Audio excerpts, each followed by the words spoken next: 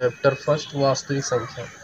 ये मेरा पहला लेक्चर है जिसमें पहला चैप्टर है वास्तविक संख्या। सबसे पहले इसमें हम नंबर सिस्टम के बारे में बात करेंगे कि नंबर आखिर होते कितने प्रकार के हैं। तो उसमें सबसे पहला है प्राकृतिक संख्या, नेचुरल नंबर। नेचुरल नंबर का मतलब आप लोग अपने आसपास देखते हैं, जैसे मान लो कोई भी चीज़ अगर आपको दे दिया जाए गिनने के लिए तो आप 1 2 3 या 1 2 3 4 इस तरह गिनेंगे, जीरो कभी नहीं कहेंगे। तो इसलिए जो हमारा प्राकृतिक संख्या होता है, नेचुरल नंबर, वो 1 2 3 4 डॉट डॉट मतलब अनंत तक होता है। फिर इसके बाद हमारा है पूर्ण संख्या। पूर्ण संख्या का मतलब होता है होल नंबर। होल नंबर में ये जो नेचुरल नंबर है, अगर इसी में जीरो आ जाए तो उसे हम पूर्ण संख्या कहते हैं। 0 1 2 3 4 डॉट डॉट। फिर इसके बाद है इंटीजर। इंटीजर इंटीजर मतलब होता है पूर्णांक। पूर्णांक पूर्ण अंक मतलब ऐसा अंक हो जो पूर्ण हो। इसमें धनात्मक और ऋणात्मक दोनों प्रकार की संख्याएं होती हैं। मतलब धन नेचुरल नंबर भी पूरा होता है और उसके बाद जितनी ऋणात्मक संख्याएं भी होती हैं उनको हम इंटीजर कहते हैं।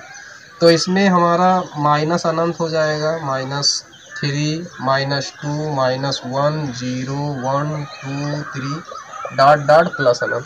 फिर इसके बाद आता है हमारा, इसको हम रेखा पे भी ऐसे दर्शाते हैं क्योंकि 6 7 8 में हमने पढ़ा होगा पूर्णांक संख्याओं को संख्या रेखा पे दर्शाना। तो ऐसे यहाँ पे 0 हो जाता था, यहाँ 1 2 डॉट डॉट इधर अनंत और फिर इधर -1 -2 फिर इधर माइनस अनंत। इसके बाद हमारा आता है इंटीजर के बाद पूर्णांक हो गया, इसमें माइनस अनंत से प्लस अनंत तक सारी संख्याएं रहती हैं। इसके बाद आता है हमारा अभाज्य संख्या। अभाज्य संख्या, अभाज्य संख्या होता है प्राइम नंबर। प्राइम नंबर, इसमें प्राइम नंबर ऐसी संख्या, अभाज्य संख्या ऐसी संख्या होती है जो स्वयं और एक के अतिरिक्त किसी संख्या से ना कटे, उसे हम अभाज्य संख्या कहते हैं। जैसे अगर मान लो सबसे छोटी अभाज्य संख्या पूछा जाता है तो वो 2 है।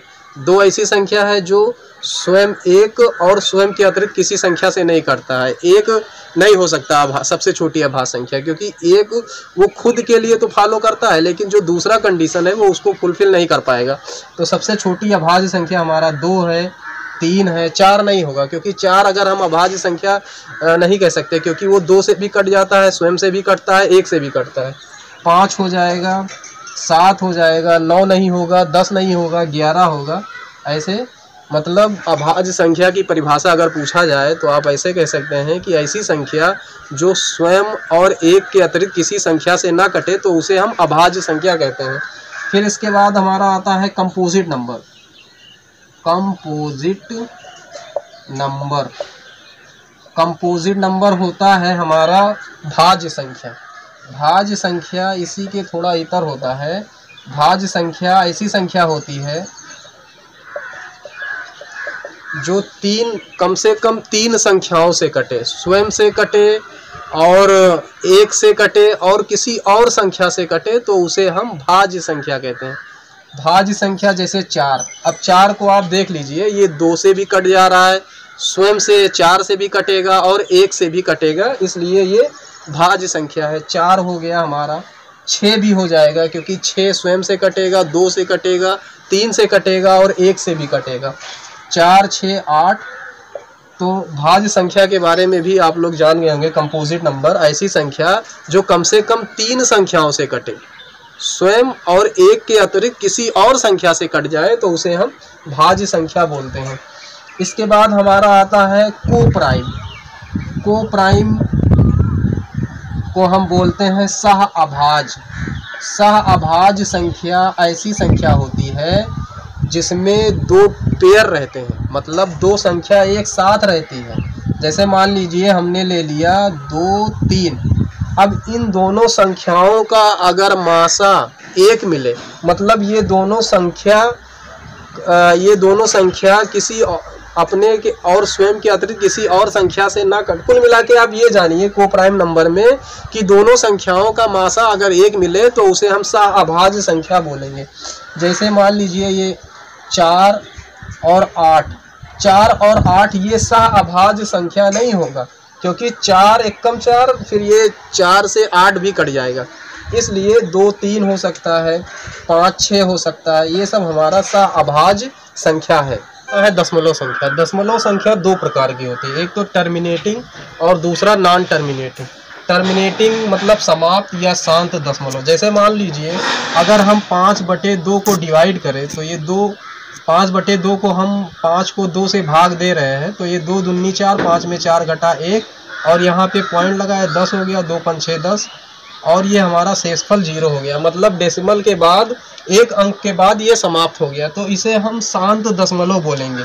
जैसे मान लीजिए लिखा है 5.734, ये 3 अंक बाद खत्म हो गया, तो इसको हम शांत दशमलव कहेंगे। फिर इसके बाद आता है नॉन टर्मिनेटिंग, गैर समाप्त। नॉन टर्मिनेटिंग 2 प्रकार का होता है, इसको हिंदी में अनवसानी भी कहते हैं। ये 2 प्रकार का होता है, एक आवृत्ति और एक अनावृत्ति। तो अनवसानी आवृत्ति में ऐसी संख्या जो मतलब डेसिमल के बाद एक निश्चित संख्या रिपीट करे और वो अनंत तक जाए।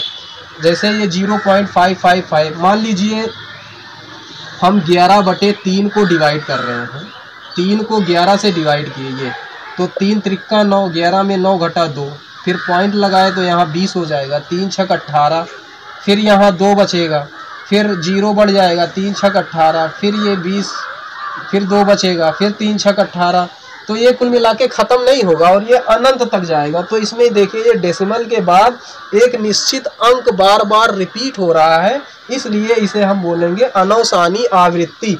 और जो ये बार बार रिपीट हो रहा है ये अनंत तक जाएगा। इसको हम शॉर्टकट फॉर्म में इस तरह भी लिख सकते हैं, जैसे मान लीजिए ये अनंत तक जा रहा था, तो इसको 0.5 के ऊपर एक डंडी खींच दीजिए, जिसे हम बार बोलते हैं।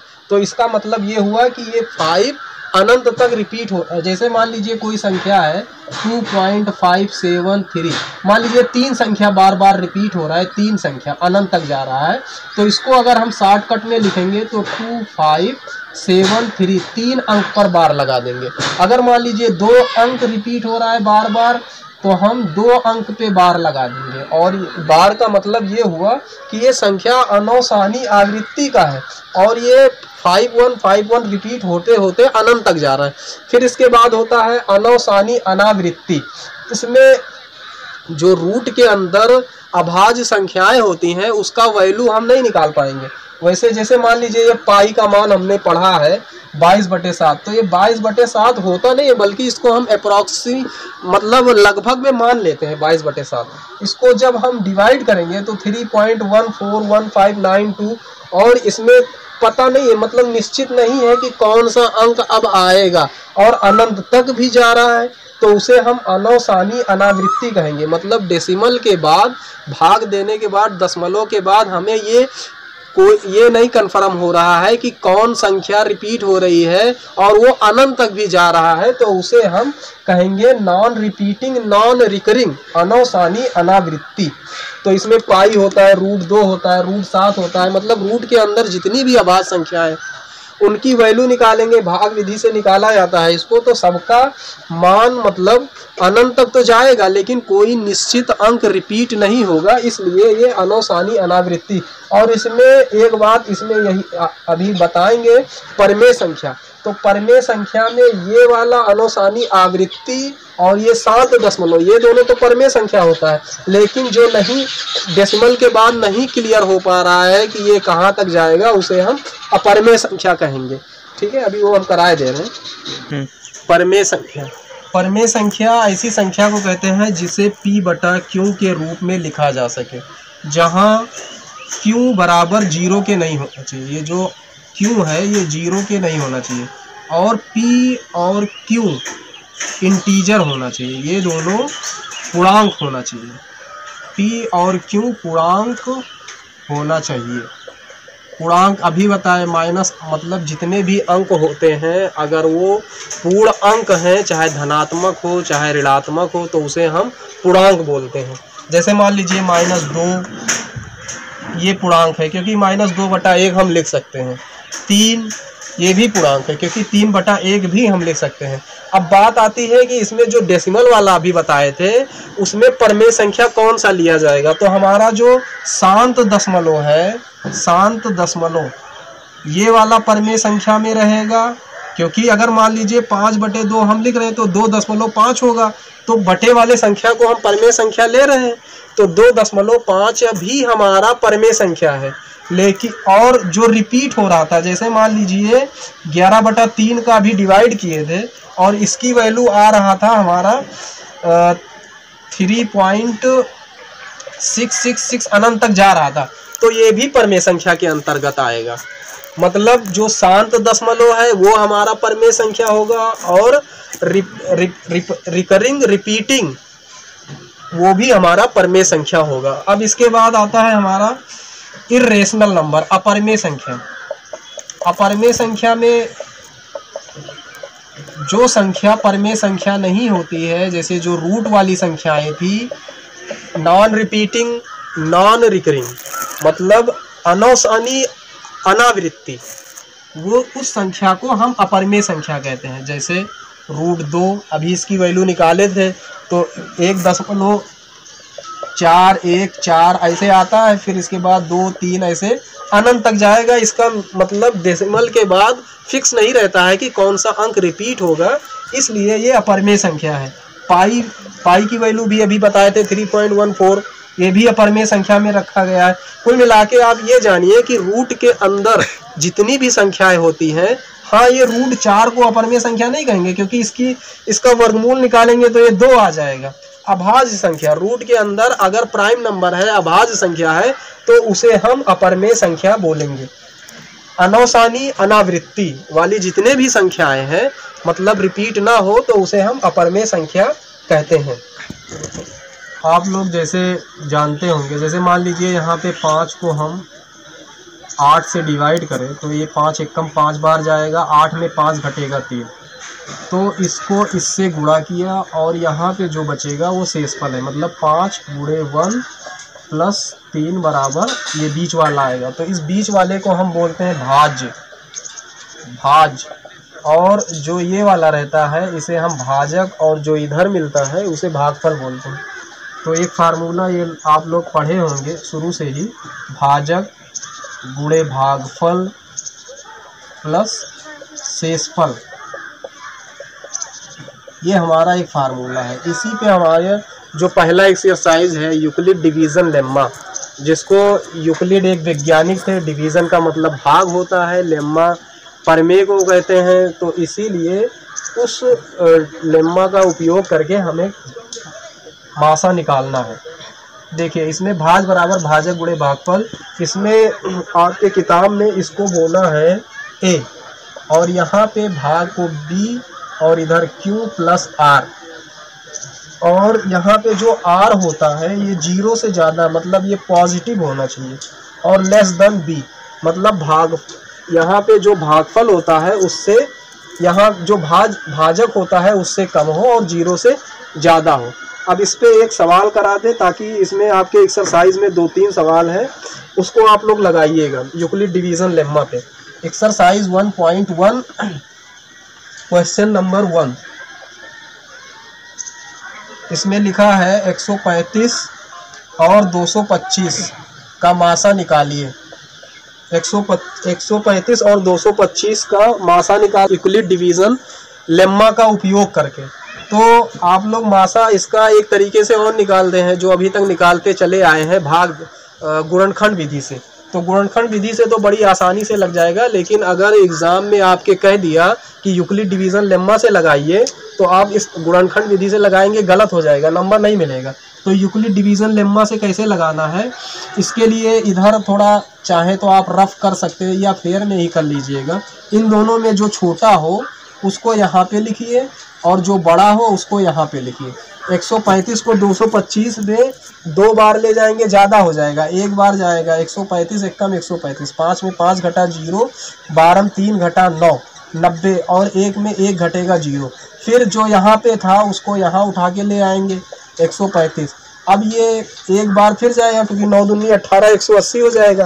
तो जब ये एक बार जाएगा तो 5 13 9 घटा 4, फिर ये प्रक्रिया जब तक करते रहना है जब तक शेषफल 0 ना हो जाए। तो अब यहाँ पे इस 90 को यहाँ ले आएंगे और 45 दूना 90, हमारा शेषफल 0 हो गया। और जो लास्ट में जो हमारा भाजक बचता है वही हमारा मासा हो जाता है। तो इन दोनों में इसको लिखने का तरीका ये है कि सबसे पहले आप इन दोनों में देख लीजिए कौन छोटा है कौन बड़ा है।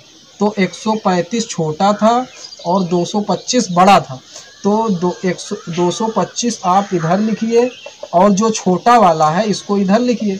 अब ये एक बार गया है और शेषफल हमारा 90 मिला था, इसको इस तरह लिख लीजिए। फिर इसके बाद अब यहाँ पे 135 और 90 में अब देखना है, तो 135 और 90 में देखना है तो हमारा 135 बड़ा हो जाएगा 90 छोटा हो जाएगा। तो अब फिर जो बड़ा है उसको यहाँ लिखेंगे और उस 100 ये भी 90 हमारा एक बार जाएगा और प्लस शेषफल हमारा 45 बच जाएगा। अब इन दोनों में फिर देखना है कौन छोटा है कौन बड़ा है, यूक्लिड डिवीज़न लेम्मा का उपयोग करेंगे। तो अब यहाँ पे 90 छोटा है 90 बड़ा है और 45 छोटा है, फिर ये यूक्लिड डिवीज़न लेम्मा का उपयोग करेंगे। तो 90 बराबर 45 गुणे 2 और प्लस शेषफल अब 0 हो गया। तो जो हमारा लास्ट में ए बचता है ए बराबर बी क्यू प्लस आर, तो जो लास्ट में हमारा बी बचता है जब शेषफल 0 आ जाए तो वही हमारा एचसीएफ हो जाता है। यूक्लिड डिवीज़न लेम्मा से एचसीएफ निकालने का यही तरीका है। बाकी इसमें 2-3 सवाल हैं, आप लोग लगाइएगा, एक्सरसाइज कल कंप्लीट करा देंगे। Thank you.